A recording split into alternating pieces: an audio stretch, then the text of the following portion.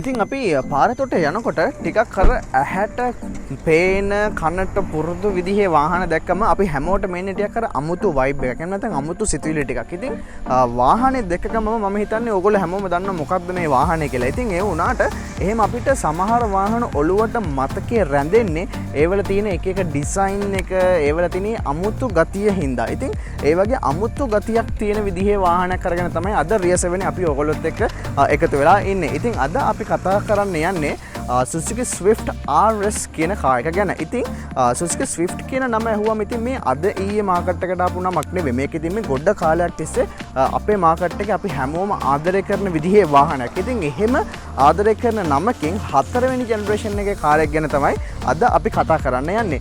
ඉතින් කතා කරන දේවල් ගොඩක් තියෙනවා, වෙනස්කම් ගොඩක් වෙලා තියෙනවා. බූස්ටර් එන්ජින් එක එක අමුතු නම් ඇවිල්ලා තියෙනවා. ඉතින් මේක ටිකක් අමුතු කතන්දර ගොඩක් තියෙනවා. ඉතින් මේ ඔක්කොම ගැන අපි ඉන්දියට කතා කරන්න සහ වීඩියෝ එක අන්තිම වෙනකන් හිටියොත් මේක ඔයාගේ මේ බජට් එකට ගැලපෙන වාහනයක් විදිහට, ඕගොල්ලෝ ගන්න ඉන්න වාහනයක් විදිහට ඔයාට මේ වාහනේ ගැලපෙනවද? මේක ඔයා ගන්න ඔයාගේ හොඳ ඩිසිෂන් එකක්ද කියන තැනට ඔයාට ඩිසයිඩ් කරන්න පුළුවන් වෙන තැනට තමයි අපි මෙන්න මේ වීඩියෝ එක ගෙන්නේ. ඉතින් තවත් කතා කරන්න යන්නේ නැතුව අපි ටක් ගාලා අපේ වීඩියෝ එකට බහිමු.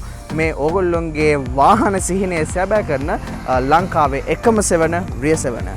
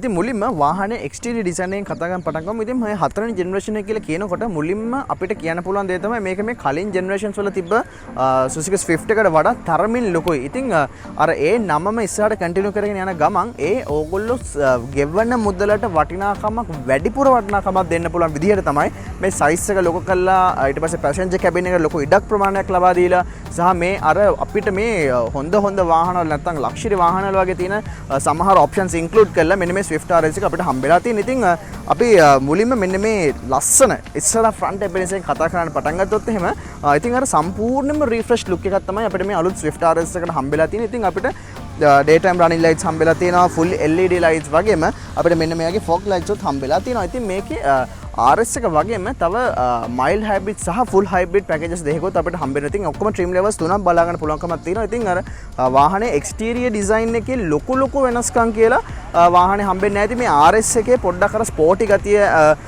include වෙලා තියෙන, නැත්නම් ස්පෝර්ටි ගතිය වැඩි කරලා පෙන්වන විදිහට aggressive design එකක්. ඊට පස්සේ අර මේ තියෙන විදිහේ අර ඒකට ගැලපෙන විදිහේ ෂෙල් එකක්. ඊට පස්සේ යන්නේ ඒ වගේ දේවල් කීපයක් අපිට මෙන්න මේ RS එකෙන් බලා ගන්න පුළුවන්කමක් ඇරෙන්න ඊට වඩා ලොකු අමුතු දේවල් මේ ප්ලැට්ෆෝම් තුනේ වෙනස් වෙන්නේ නැහැ.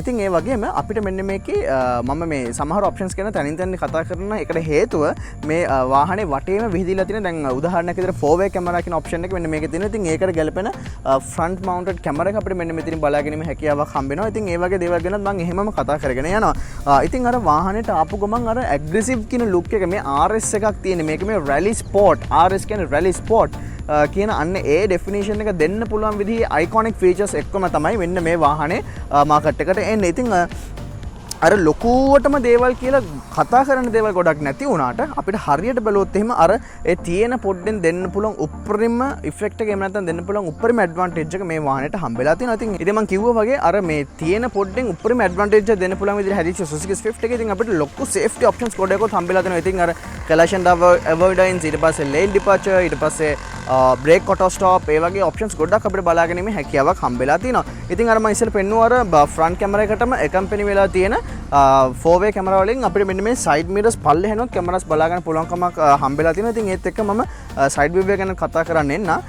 සයිඩ් view එකට ආවම අපි මුලින්ම wheel එක ගැන කතා කරන් පටන් ගමු. ඉතින් අපිට standard alloy wheels හම්බෙනවා අපේ හැම Suzuki Swift එකකටම. ඉතින් බොහොම ලස්සන අර මේ black සහ aluminium mix වෙච්ච අර brushed aluminium වගේ look එකක් තියෙන විදිහේ wheels තමයි අපිට හම්බෙන්නේ. 16 inch wheels අපිට standard විදිහට හම්බෙනවා. ඉතින් ඒ වගේම වාහනේ size එකත් එක්ක හරිලන ප්‍රමාණයේ turning radius එකත් අපිට හම්බෙලා තිනවා.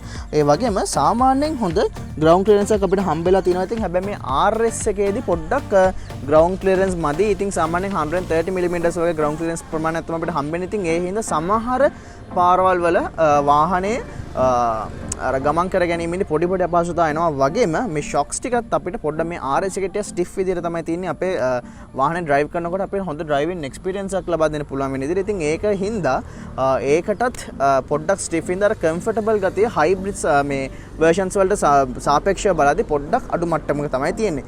ඉතින් ඒත් එක්කම අපිට සම්පූර්ණයෙන් මෙන්න මේ වගේ මිරර්ස් එක අපිට මෙතන වින්කර් මිරර්ස් හම්බෙලා තියෙනවා. ඒ වගේ මෙන්න මෙතන පල්ලෙහා යනොත් කැමරා එකක් බලා ගන්න හැකියාවක් තියෙනවා. ඒත් එක්කම අර වාහනේ hatchback look එක අපිට ලස්සනට ඇවිල්ලා තිනවා. හැබැයි ඒකෙන් මෙන්න මේ ඇවිල්ලා තියෙන මේ එක මේ arcs වගේ ඒවා හින්දා මේ වාහනේ තියෙන අර beauty එක ලස්සන තව තවත් වැඩි කරන්න පුළුවන්කමක් හම්බෙලා තියෙනවා.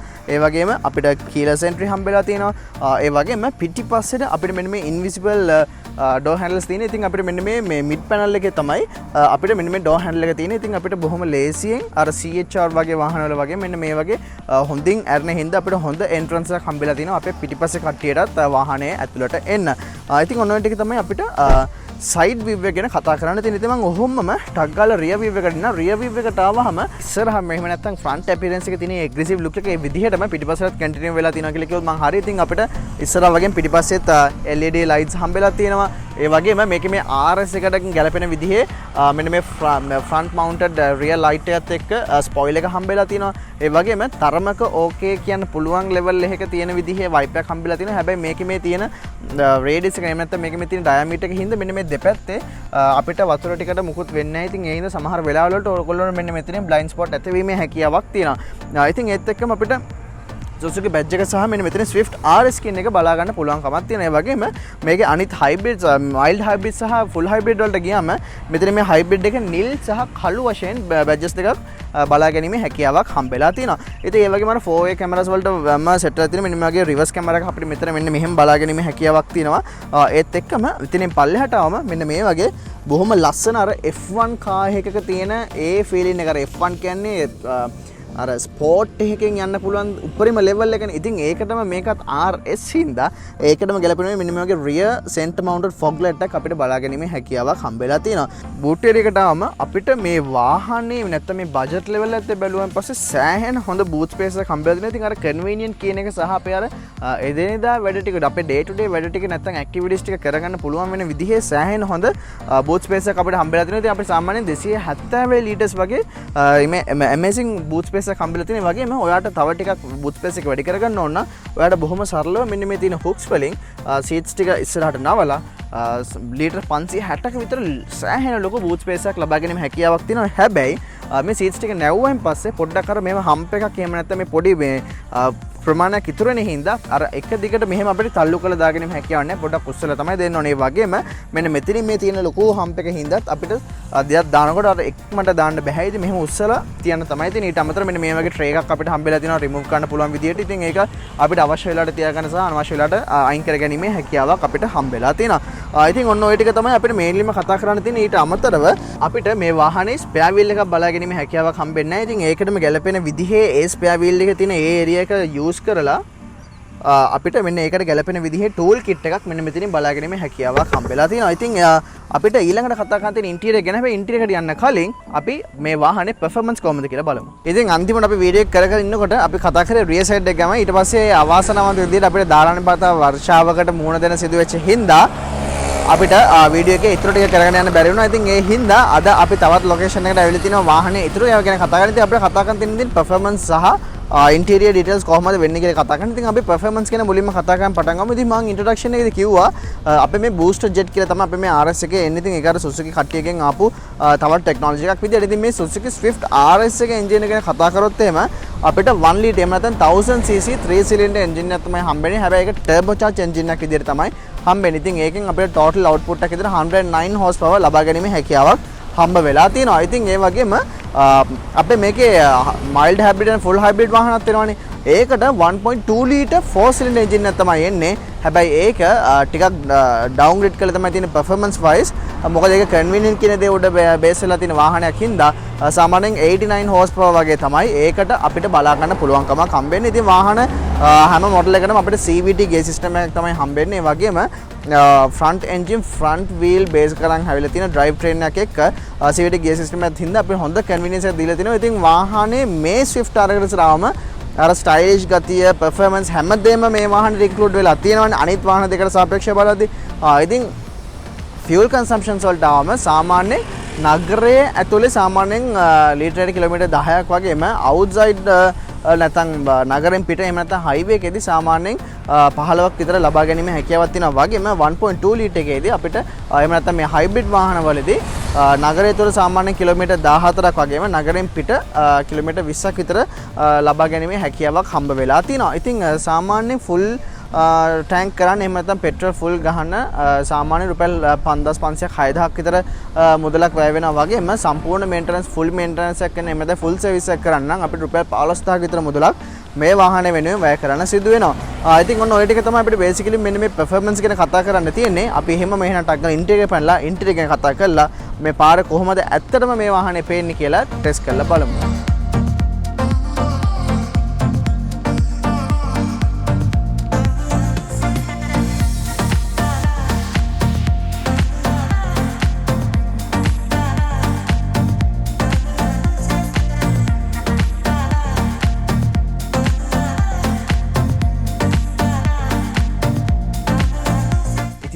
අපිට කතා කරන්න තියෙන්නේ මේ ස්පෝර්ට් හැච්බැක් එකේ ඉන්ටීරියර් එක මොනවා වගේද වෙන්නේ කියලා. ඉතින් අපි මුලින්ම වාහනේ ස්ටාර්ට් කරගෙන යමු. ඉතින් ස්ටාර්ට් කරනකොටම අපිට ලස්සන Suzuki emblem එක ඇවිල්ලා ලස්සන වෙල්කම් එකක් අපිට අරගෙන දෙනවා අපේ විතර ඩෑෂ්බෝඩ් එකේ තියෙන එකේ සහ සෙටප් එකේදී. ඉතින් ඒ වගේම වාහනයට ආපු ගමන් මුලින්ම තේරෙන දේ තමයි අර වාහනේ එක්ස්ටීරියර් එකේ බලා ගන්න පුළුවන් ඒ ස්පෝටි ගතිය ඒ විදිහටම කන්ටිනියු වෙලා තියෙනවා ඇතුළට. ඉතින් ඇතුළේ ඉන්නකොට ඔයාට හොඳ ස්පෝටි වාහනයක ඉන්නේ කියලා ෆීලින් එකක් අරන් දෙන්න මේ වාහනේ මාරිද්ද try කරලා තියෙනවා. ඉතින් මුලින්ම මගේ සීටින් පොසිෂන් එක આવත් මම දැන් සීට් එක පිටින් පස්සට අරගෙන තියෙන්නේ. ඉතින් මට නම් සෑහෙන මම සාමාන්‍යයෙන් අඩි 5 අඟල් 5ක් විතර උස.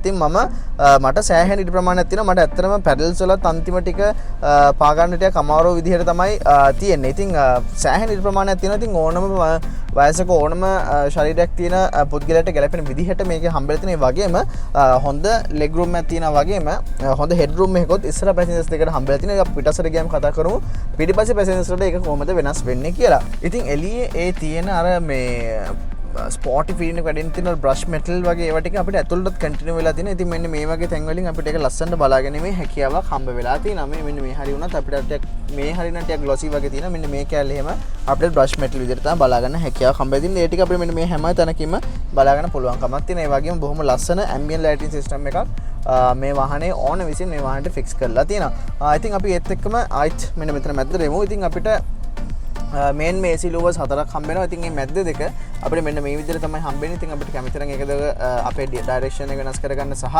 රොටේට් කරගන්න වගේම සම්පූර්ණයෙන්ම වහන්න හැකියාවක් හම්බ වෙලා තියෙනවා. ඉතින් අපිට ඊට පස්සේ ආවෙන් පස්සේ බොහොම හොඳ සෙටප් එකක් අපිට හම්බ වෙලා තියෙනවා. ඉතින් මේකෙන් අපිට normally මේකෙන් බලාපොරොත්තු වෙන සෑම જાතියකම දේවල් ටික ඉතින් ඒත් එක්කම අපිට මේකෙන් අපිට CD options Bluetooth සහ අපි දැන් මේවා නම් සාමාන්‍ය normal දේවල් අපිට බලා ගන්න තියෙන ඉතින් සාමාන්‍ය touch sensitivity එක ගත්තාම ඉතින් අර ගොඩක්ම අපේ phone screens වගේ smooth නැහැ. නමුත් ඒකට අපිට අර එහෙම අවුලක් කියලා පෙන්වන්න තරම් එකක් නෙමෙයි. වගේම මම ඔයගොල්ලන්ට එක්ස්ට්‍රා එකෙන් කතා කරද්දී කිව්වා මේ වාහනේ 3-way camera තියෙනවා කියලා.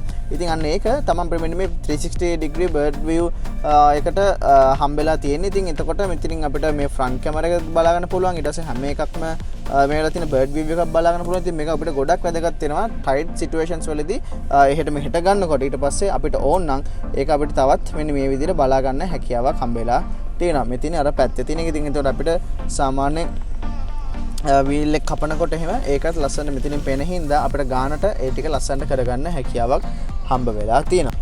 ඉතින් එතන මෙතනින් පල්ලෙහාට ආයන් පස්සේ අපිට මේ climate control එක control system එක බලා ගන්න පුළුවන් panel එක බලන්න පුළුවන්. මේ හැම දෙයක්ම අර ටික එළියට ඇවිල්ලා ටික අර sporty නියන් අර usual වාහනයක බලා ගන්න තියෙනවට වඩා ටිකක් upmarket අලුත් දෙයක් විදිහට තමයි අපිට හම්බ වෙලා තියෙන්නේ. ඉතින් අපිට බොහොම සරලව අපේ blower speed එක වැඩි කරගන්න පුළුවන්. ඒක වගේම අපේ මේ front and rear windshields වලට නැත්නම් rear windshield එක ඒ වලට අර heat එක option එක තියෙනවා. ඊට පස්සේ අපිට මෙතනින් display එකක් විදිහට හම්බ වෙලා තියෙනවා. අපේ normal යන විදිහට කොහොමද තියෙන එකේ. ඒතර අපිට temperature එක select කරගන්න පුළුවන් මෙතනින්. ඒ වගේම watch ටික control කරගන්න buttons ටිකත් වෙන වෙනම අපිට මෙන්න මේ විදිහට හම්බ වෙලා තියෙනවා. ඉතින් එතනින් පල්ලෙහාට ආවන් පස්සේ තමයි මේ වාහනේ storage inside storage කියන ටික ගොල්ලොකට මෙන්න ඉතින් ඕගොල්ලෝ boot space එක මොනවා වගේද කියලා දැක්කා.